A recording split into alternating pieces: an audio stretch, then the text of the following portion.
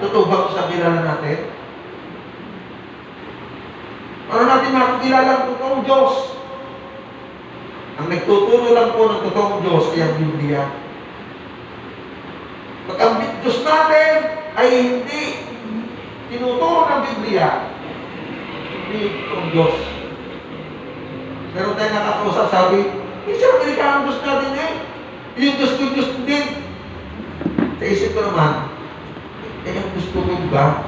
Ang Diyos ko, yung Diyos ay tinuturo ng Biblia, hindi ang Diyos ko. Kasi ang Diyos ay tinuturo ng Biblia, ito ang totoong Diyos. Wala na tayo makikita ang totoong Diyos, kundi yung tinuturo ng Biblia. Meron ibang mga tao, ang Diyos, nasa kahon. Ang tawag ay, the box God. Pero ganun po.